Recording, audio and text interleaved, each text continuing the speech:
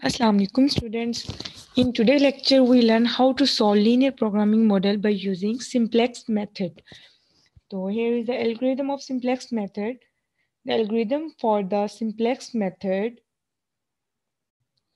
is as below. Convert the given problem in the standard mathematical form using slack or surplus variable s1, s2, sn and z minus xi is equal to 0 where I is greater than or equal to 1 and less than or equal to n. Simplex method के algorithm का सबसे first step क्या है? जो भी आपका problem है mathematical form में, उसको सबसे पहले हमने स्टैंडर्ड फॉर्म के अंदर कन्वर्ट करना है. स्टैंडर्ड फॉर्म हम पीछे पढ़ चुके हैं वो क्या होती है फर्स्ट लेक्चर के अंदर.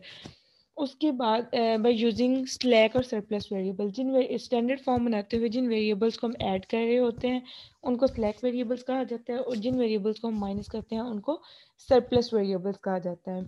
इन स्लैक और सरप्लस वेरिएबल्स को यूज़ करते हुए हमने पहले प्रॉब्लम को स्टैंडर्ड फॉर्म में कन्वर्ट करना है और साथ ही साथ इसके साथ एक स्टेप और हमने करना है कि जो z is equal to x1 plus x2 इस तरह की जो हमारा ऑब्जेक्टिव फंक्शन होता है उसकी सारी राइट साइड वाली इक्वेशन को लेफ्ट साइड पे ले आना है और राइट साइड को 0 बना देना है. नेक्स्ट स्टेप जो है सेकंड स्टेप है इसका, write the objective function and the equalities. Write the objective function and the equalities in the form of a table. Find the starting basic solution.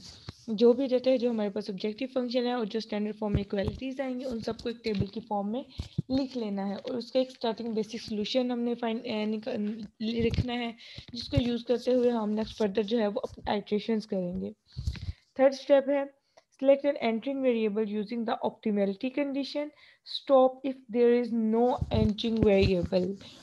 By optimality condition को use करते हुए हमने एक entering variable select करना है. अगर table के अंदर कोई भी हमें एंट्री वेरिएबल नहीं मिलता तो हमने अपने मेथड को वहीं पे स्टॉप कर देना है.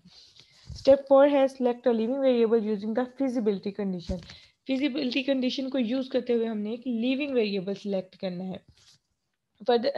Step number 5 है determine the new basic solution by using the appropriate Gauss-Jordan computations and go to step 3. First of all आपने एक एंट्रिंग वेरिएबल सिलेक्ट करना है, देन लिविंग वेरिएबल सिलेक्ट करना है, उसके बाद गॉस जॉर्डन मेथड अप्लाई करने के बाद उसके ऊपर दोबारा से हमने थर्ड आइट्रेशन ये थर्ड स्टेप पे चले जाना है और दोबारा से एंट्रिंग वेरिएबल फाइंड करना है. अगर वहाँ पे कोई एंट्रिंग वेरिएबल नहीं है तो उस मेथड को वहीं पे स्टॉप कर देना है और अगर कोई एंट्रिंग वेरिएबल है देन हमने एक लिविंग वेरिएबल सेलेक्ट करना है, then again Gauss Jordan method apply करेंगे.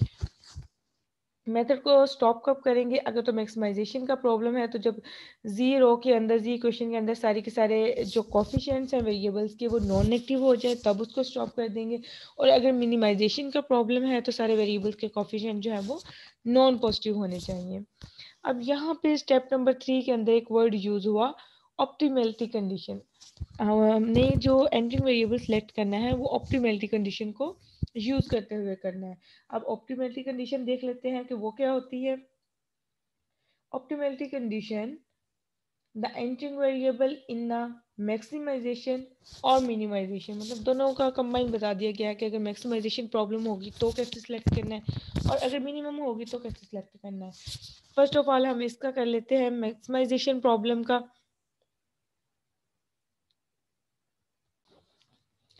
The entering variable in a maximization problem is the non-basic variable having the most negative coefficient in the zero. ये जो हमारे z के अंदर वेरिएबल्स यूज हो रहे होते हैं ना x1, x2, x3 and so on, ये वेरिएबल्स जो होते हैं इनको हम नॉन बेसिक वेरिएबल्स बोलते हैं. ये कौन से होते हैं? जो जीरो के अंदर हमारे x1, x2, x3 and so on ये जो वेरिएबल यूज़ हो रहे होते हैं इनको हम नॉन बेसिक वेरिएबल्स बोलते हैं. तो हमारा मैक्सिमाइजेशन प्रॉब्लम के अंदर हमारा जो एंट्रिंग वेरिएबल है वो हम किस तरह से सिलेक्ट करेंगे? हम जीरो में देखेंगे जिस वेरिएबल का कोएफिशिएंट जो है वो मोस्ट नेगेटिव होगा, मतलब उसकी वो नेगेटिव वैल्यू जो है वो हाईएस्ट होगी, वो हमारा एंट्रिंग वेरिएबल होगा. और अगर प्रॉब्लम मिनिमाइजेशन का है देन जो जिसकी वैल्यू मोस्ट पॉजिटिव होगी, मतलब जो सबसे ग्रेटर वैल्यू होगी पॉजिटिव, वो हमारा एंट्रिंग वेरिएबल होगा. The optimum reached at the iteration where all the zero coefficients of non-basic variables are non-negative in maximization problem and non-positive in minimization problem. हम हमारा जो ऑप्टिमम जो बेस्ट सोल्यूशन, ऑप्टिमम का मतलब है हमारा जो बेस्ट सोल्यूशन जो हम हासिल करना चाहते हैं। ऑप्टिमम सोल्यूशन हमारा कब आएगा? जब जीरो कोफिशिएंट के अंदर सारे के सारे वेरिएबल जो है वो नॉन नेगेटिव हो जाए। कब? जब प्रॉब्लम जो है वो मैक्सिमाइजेशन का हो, तब हमें बेस्ट सोल्यूशन मिल जाएगा। मतलब कि वहाँ पे हमने अपने मेथड को स्टॉप कर देना है। और अगर प्रॉब्लम मिनिमाइजेशन का है तो मेथड को स्टॉप कब करेंगे? जब जीरो के अंदर सारे के सारे कोफिशिएंट जो है वो नॉन पॉजिटिव हो जाएंगे। नेक्स्ट देखिए, फिजिबिलिटी कंडीशन क्या है? मैक्सिमाइजेशन का प्रॉब्लम हो या मिनिमाइजेशन का प्रॉब्लम हो, दोनों का लीविंग वेरिएबल जो है उसको सिलेक्ट करने का सेम मेथड है। For both the maximization and minimization problem the leaving variable is the basic variable. अब बेसिक वेरिएबल जो होते हैं वो होते हैं S1, S2, S3 and S4। जो हमारे स्लैक और सरप्लस वेरिएबल्स होते हैं उनको बेसिक वेरिएबल्स कहा जाता है। Both for both the maximization and minimization problem, the leaving variable is the basic variable associated with the smallest non-negative ratio. अब नॉन नेगेटिव जिसकी सबसे स्मॉलेस्ट नॉन नेगेटिव रेशियो होगी वो हमारा लीविंग वेरिएबल होगा। अब रेशियो कौन सी लेनी है? हम जब इसका टेबुलर फॉर्म में कन्वर्ट करेंगे ना तो एक हमारे पास सोल्यूशन कॉलम आएगा, ठीक है। उस सोल्यूशन कॉलम की रेशियो हमने लेनी है उन कोएफिशिएंट्स के साथ to the constant coefficient under the entering variable. जो हमारा एंट्रिंग वेरिएबल होगा उसके अंदर जो कोफिशिएंट्स आ रहे होंगे उनकी रेशियो हमने लेनी है सोल्यूशन कॉलम वाले कोफिशिएंट्स के साथ। वो रेशियो लेंगे जिसकी रेशियो नॉन नेगेटिव होगी, जो स्मॉलेस्ट होगी वो हमारा लिविंग वेरिएबल होगा। इसका मतलब जिनकी हमने रेशियो लेनी है, जस्ट अगर हम देखें कि जो हमारा एंट्रिंग वेरिएबल है उसके नीचे जितने भी कोफिशिएंट्स आ रहे हैं उनमें से जो पॉजिटिव है उनकी आप रेशियो ले लें, उनमें से जो मिनिमम रेशियो आएगी वो हमारा लीविंग वेरिएबल हो जाएगा। जो नेगेटिव नंबर्स हैं उनकी रेशियो आपने नहीं लेनी, जीरो के साथ नहीं लेनी, क्योंकि जीरो के साथ जब लेंगे तो वो अनडिफाइन हो जाएगा। नेक्स्ट एक एग्जांपल करते हैं, उससे आपको ये फर्दर इसका एल्गोरिथम जो है वो ज़्यादा क्लियर हो जाएगा। एग्जांपल है हमारी रेडी मिक्स प्रॉब्लम। ये फर्स्ट वो एग्जांपल है जिसको हमने ग्राफिकल मेथड से सॉल्व किया था। तो अब इसको सिंप्लेक्स मेथड से भी सॉल्व कर लेते हैं। प्रॉब्लम क्या है? Solve the following linear programming model using simplex method.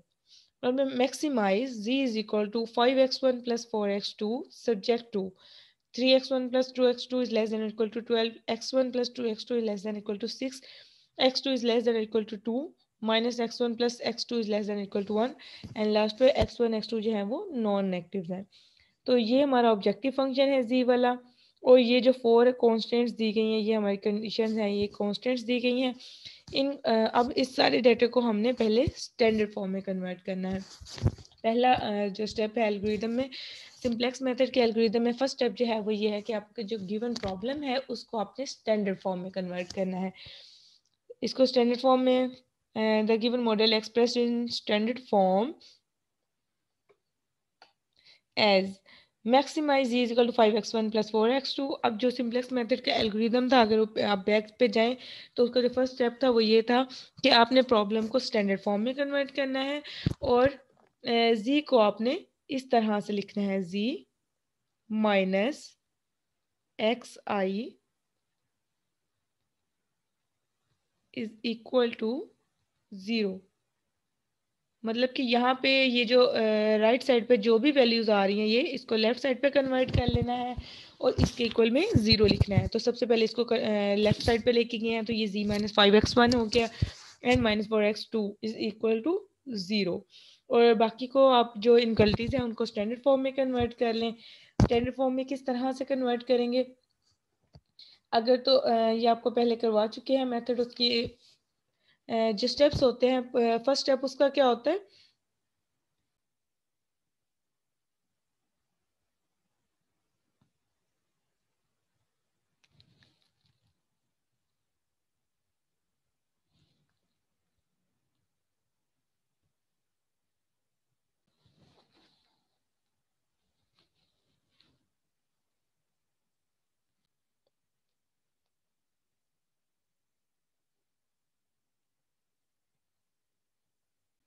ये जो तीन कंडीशन हैं, ये all the constants are non equation in non active right hand side, all the variables are non active and the objective function is of the maximization और minimization type.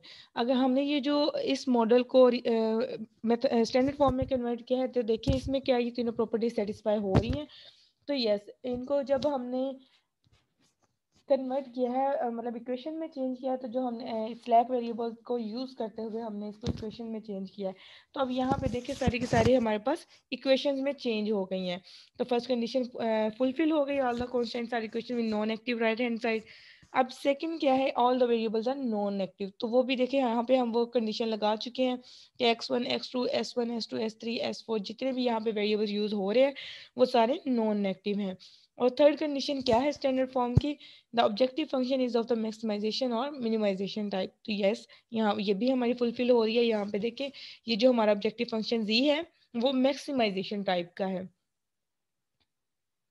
अब further जो simplex method का second step है वो क्या है कि हमने ये जो स्टैंडर्ड फॉर्म बनाई है इसको टेबुलर फॉर्म के अंदर कन्वर्ट करना है। तो वो किस तरह से करेंगे, देखिए ये हमारी स्टैंडर्ड फॉर्म है, इसको टेबुलर फॉर्म में कन्वर्ट करना है। तो यहाँ पे आप सबसे लेफ्ट कॉर्नर पे, अपर कॉर्नर पे आप लिखेंगे बेसिक, बेसिक मतलब बेसिक वेरिएबल्स, और नीचे आप जी लिखेंगे। बेसिक में आप सारे के सारे जितने भी वेरिएबल्स यूज हो रहे हैं वो सारे लिख देंगे, जैसे x1 x2 s1 s2 s3 s4 जितने भी ऊपर यूज हो रहे हैं। और साथ में आप लिखेंगे सोल्यूशन। इसमें जो फर्स्ट रो आएगी वो जीरो आएगी, मतलब जो जी के कोफिशिएंट है वो आ जाएंगे सारे इसके अंदर। सेकंड पे आएगा s1 s2 s3 s4 जो कि हमारे बेसिक वेरिएबल्स हैं, इनको हम बेसिक वेरिएबल्स बोलते हैं। और जो x1 और x2 होते हैं ये नॉन बेसिक वेरिएबल्स होते हैं। यहाँ पे पहले जो है वो जीरो है, उसमें देखें यहाँ पे जी वाला फंक्शन में जो z की वैल्यू जो उसमें z वाली इक्वेशन है उसमें x1 की वैल्यू क्या आ रही है, x1 का कोफिशिएंट जो है यहाँ पे x1 का कोफिशिएंट जो है वो -5 आ रहा है, x2 का कोफिशिएंट जो है वो -4 आ रहा है, और यहाँ पे s1 s2 s3 s4 नहीं है तो उन सब के कोफिशिएंट जो है वो 0 0 0 हो गए। और सोल्यूशन जो इसकी राइट साइड है वो इसका सोल्यूशन है तो वो भी इक्वल टू 0 आ रहा है। तो इसी तरह से आप फर्स्ट कांस्टेंट पे आ जाए ये वाली। तो इसमें देखें ये इसके आप कोफिशिएंट्स लिखे, x1 का कोफिशिएंट 3 है, x2 का कोफिशिएंट 2 है, यहाँ पे इनको लिख दें। और इसमें s1 का कोफिशिएंट 1 आ रहा है और सोल्यूशन जो है वो 12 के इक्वल है। तो ये सारा हमने लिख दिया। इसी तरह इस सारे डेट को आपने टेबुलर फॉर्म में कन्वर्ट करना है। अब जिसकी थर्ड कंडीशन है, थर्ड कंडीशन क्या है, आपने ऑप्टिमलिटी कंडीशन को यूज करते हुए एक एंटरिंग वेरिएबल सिलेक्ट करना है। तो ऑप्टिमलिटी कंडीशन क्या थी कि अगर आपके पास जो प्रॉब्लम है वो मैक्सिमाइजेशन टाइप का है, देन आपका एंटरिंग वेरिएबल कौन सा होगा, वो नॉन बेसिक वेरिएबल होगा जिसकी जिसकी वैल्यू मोस्ट नेगेटिव होगी। तो अब आप इस रो में देखें कि किसकी वैल्यू जो है वो मोस्ट नेगेटिव आ रही है। अब देखिए -5 ये बड़ा नंबर आ रहा है। वैसे तो अगर हम बात करें तो हमारे पास जो जितनी माइनस में बड़ी वैल्यू होती जाती है वो नंबर जो है वो छोटा होता है। जैसे -5 is less than -4 and -4 is less than -3, -3 is less than -2 and -2 is less than -1 and -1 is less than 0 and up to so on। लेकिन हमने यहाँ पे जस्ट उसका कोफिशिएंट देखना है कि कौन सा जो है वो बड़ा आ रहा है, मतलब नेगेटिव साइन हो और साथ में जो वैल्यू आ रही है वो बहुत बड़ा इंटीजर हो, सबसे बड़ा हो। जैसे अब नेगेटिव तो आ रहा है लेकिन यहाँ पे 4 है, यहाँ पे 5 है, तो 5 इज ग्रेटर देन 4। इसलिए हम जो एंटरिंग वेरिएबल है वो हम चूज करेंगे x1 को। ये हमारा एंटरिंग वेरिएबल हो गया बाय यूजिंग ऑप्टिमलिटी कंडीशन। अब जो हमने उसके बाद हमने सेलेक्ट करना है लीविंग वेरिएबल। अब लिविंग वेरिएबल को किस तरह से सिलेक्ट करते हैं, बाय यूजिंग फिजिबिलिटी कंडीशन। और फिजिबिलिटी कंडीशन क्या कहती है कि अगर आपका जो प्रॉब्लम है वो चाहे मैक्सिमाइजेशन टाइप का हो चाहे मिनिमाइजेशन टाइप का हो, आपने स्मॉलेस्ट नॉन नेगेटिव रेशियो लेनी है। अब वो रेशियो कौन सी होती है, जो सोल्यूशन कॉलम है उसकी ratio with the coefficient of the constants under the entering variable. ये हमारा एंटरिंग वेरिएबल है, तो इसके नीचे जितने भी कोफिशिएंट आ रहे हैं ये वाले, इनकी आपने रेशियो लेनी है सोल्यूशन कॉलम वाले के साथ।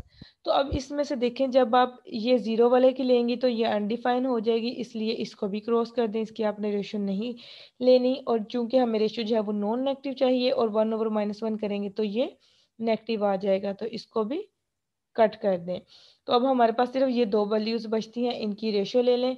12/3 ये यहाँ पे ली हुई है, ये 4 आ जाएगा, और 6/1 ये जो है वो 6 आ गया। तो हमने जो रेशो लेनी है वो स्मॉलेस्ट रेशो लेनी है। तो इन दोनों में से जो है वो स्मॉलेस्ट क्या है, वो 4 आ रही है। तो हमारा जो लिविंग वेरिएबल है वो हो जाएगा S1। दिस टेबल प्रोवाइड, और हमारा जो स्टैटिक बेसिक सोल्यूशन है यहाँ पे, क्योंकि बेसिक वेरिएबल आते हैं यहाँ पे x1 और x2 की वैल्यूज नहीं है, तो इसका मतलब जो वेरिएबल यहाँ पे मिसिंग है उसकी वैल्यू जो है वो हमने 0 कंसिडर कर लेनी है। यहाँ पे x1 और x2 की वैल्यू 0 हो जाएगी, बट s1 की वैल्यू 12 आएगी, s2 की वैल्यू 6 है, s3 की वैल्यू 2 है, और s4 की वैल्यू 1 है। अब इस क्वेश्चन को हम फर्दर सॉल्व करके x1 और x2 की वैल्यूज फाइंड करेंगे।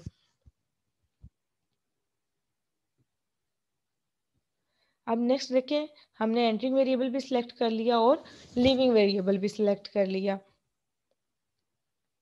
अब उस वेरिएबल्स को सिलेक्ट करने के बाद आपने जो हमारा फिफ्थ स्टेप था वो क्या था कि आपने Gauss Jordan computation method apply करना है। गॉस जॉर्डन कंप्यूटेशन मेथड में हम क्या करते हैं, हम उसकी एचएलएन फॉर्म बना रहे होते हैं, या तो एचएलएन फॉर्म बना लें या उसकी रिड्यूस एचएलएन फॉर्म बना लें। तो जो आपका एंट्रिंग वेरिएबल था उसको अपने उसके जो यहाँ पे जो एंट्रिंग वेरिएबल है, अब देखें प्रीवियस टेबल के अंदर जो एंट्रिंग वेरिएबल हमारा x1 है, तो यहाँ पे जब आप नेक्स्ट आइट्रेशन करेंगे तो यहाँ पे जो लिविंग वेरिएबल है उसको हमने निकाल देना है, और उस लिविंग वेरिएबल की जगह पे हमने अपना एंट्रिंग वेरिएबल लिख देना है। और उस एंट्रिंग वेरिएबल को के जो कॉफिशिएंट है यहाँ पे देखें 3, इसको हमने 1 बनाना है, और इसके ऊपर और इसके नीचे सारे के सारे कॉफिशिएंट जो है वो 0 बनाने हैं।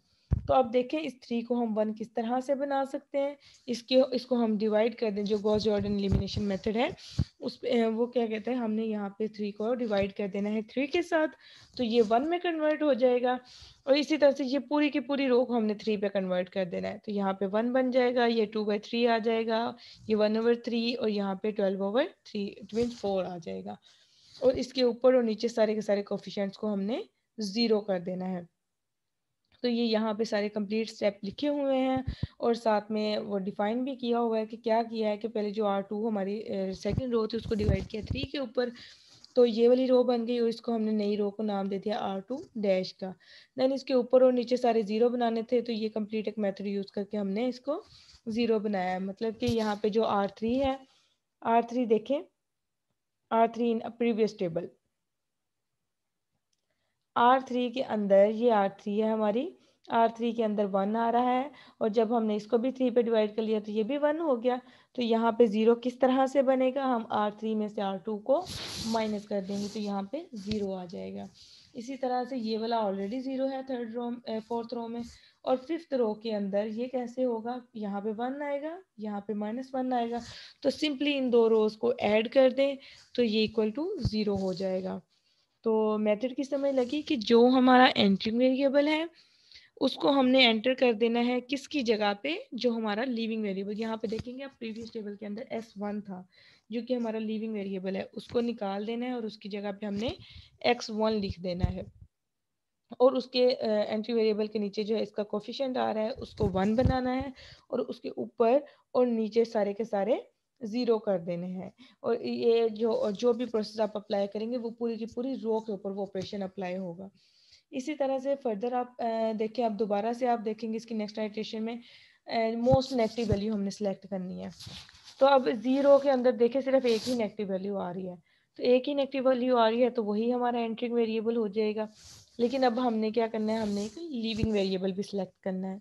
लिविंग वेरिएबल के लिए रेशियो देखते हैं, तो इस सोल्यूशन कॉलम की रेशियो आप ले लें इस कॉलम के साथ जो कि एंट्रिंग वेरिएबल का कॉलम है, उसके साथ इसकी रेशियो लें, तो 4/2/3, 4/2/3, तो ये क्या हो जाएगा, ये 2 जो है वो ऊपर वाले 4 के साथ कैंसिल होकर ये आ जाएगा आंसर 2, और ये 2 और ये 3 जो है ये ऊपर 2 के साथ मल्टीप्लाई हो जाएगा, और ये आ जाएगा 6। ठीक है, और फिर ये जो है उसके बाद आप रेशियो लेंगे 2 की 4/3 के साथ, तो ये आ जाएगा तो इसकी रेशियो जो है 2 की अगर 4/3 के साथ रेशियो लेते हैं तो ये 3/2 आंसर देता है। इसी तरह से 3/2 इट मीन्स 1.5। 2 की 1 के साथ लें तो 2 आ रही है, 5 की 5/3 के साथ लें तो 3 आ रही है। तो जो इनमें से सबसे स्मॉलेस्ट है वो है 1.5, मतलब कि 3/2 ये वाला। S2 जो है वो हमारा लीविंग वेरिएबल हो जाएगा। इसको लीव कर देना है, इसको बाहर निकाल देना हो। इसकी जगह पे हमने नेक्स्ट आइटरेशन में लिखना है जो हमारा एंट्रिंग वेरिएबल है विच इज़ x2 हम लिख देंगे। और इसको उसी तरह से सॉल्व करेंगे। ये जो हमारा कोफिशिएंट आ रहा है इसको हमने 1 बनाना है और इसके ऊपर और नीचे सारे के सारे 0 कर देने हैं। Again Jordan elimination method apply किया तो ये हमारे पास ये टेबल बन गया। ठीक है, अब दोबारा देखें। अब नेक्स्ट आइटरेशन जब हमने करनी है तो हमने दोबारा से नेगेटिव वैल्यू देखनी है कि मोस्ट नेगेटिव वैल्यू कौन सी आ रही है। तो यहाँ पे देखिए, अब इस 0 के अंदर कोई भी नेगेटिव वैल्यू नहीं है। तो हमने जब एल्गोरिदम पढ़ा तो एल्गोरिदम क्या कहता था कि आपने मेथड को तब स्टॉप करना है जब मैक्सिमाइजेशन का प्रॉब्लम हो, तो मेथड को तब स्टॉप करना है जब उसके अंदर उस रो के रो के अंदर सारे के सारे जो हैं वो नॉन नेगेटिव हो जाएं। मतलब 0 भी हो सकते हैं और पॉजिटिव भी हो सकते हैं। तो अब यहाँ पे देखिए आपके पास सारे 0 आ रहे हैं और साथ में कोई पॉजिटिव वैल्यूज आ रही हैं, इसमें से कोई भी नेगेटिव नहीं आ रहा। तो यही हमारा, यहाँ पे हम मेथड को स्टॉप कर देंगे। जो भी वेरिएबल्स की वैल्यू हमारे पास आई है वो लिख लेंगे। यहाँ पे देखिए S1 और S2 गायब हो गया, खत्म हो गया, तो उसकी वैल्यू 0 हो गई। बाकी x1 और x2 की वैल्यू क्या आ गई? x1 की वैल्यू 3, x2 की वैल्यू 3/2, S3 की वैल्यू 1/2, S4 की वैल्यू 5/2। बेसिकली हमें ये S3 और S4 नहीं चाहिए क्योंकि हम जस्ट वो x1 x2 and x3 so on इस तरह के ये जो वेरिएबल्स होते हैं नॉन बेसिक, इनकी वैल्यूज फाइंड कर रहे होते हैं। तो अब देखिए z की जो मैक्सिमम वैल्यू है वो ये वाली है 21। ठीक है, और वो किन पॉइंट्स के ऊपर है? जब x1 जो है वो 3 के इक्वल है और x2 जो है वो 3/2 के इक्वल है। तो यहाँ पे इसका आंसर लिख भी दिया है। The maximum value of z is 21 at x1 is equal to 3 and x2 is equal to 3/2। All the coefficient in z equation are non negative, so it yields the optimum solution. क्योंकि उसके अंदर सारे coefficient जो है वो non negative हो गए हैं, तो इसलिए हमें ये ऑप्टिमम सॉल्यूशन हमारा जो है वो मिल गया है। और अगर यही प्रॉब्लम मिनिमाइजेशन में होती तो आपने देखना था कि लास्ट में आके आपके पास सारे के सारे नॉन पॉजिटिव आ रहे हैं। अगर यस, तो फिर आपने मेथड को स्टॉप कर देना है। नेक्स्ट अपने लेक्चर के अंदर एक ये मैक्सिमाइजेशन की प्रॉब्लम थी। नेक्स्ट लेक्चर के अंदर हम मिनिमाइजेशन की प्रॉब्लम करेंगे। तो इस तरह से आपको दोनों मेथड्स कंफर्म हो जाएंगे कि किस तरह से हमने इसको यूज़ करना है, किस तरह से हमने ऑप्टिमलिटी कंडीशन को यूज़ करना है, किस तरह से हमने अपनी फिजिबिलिटी कंडीशन को यूज़ करना है। ओके, अल्लाह हाफिज़।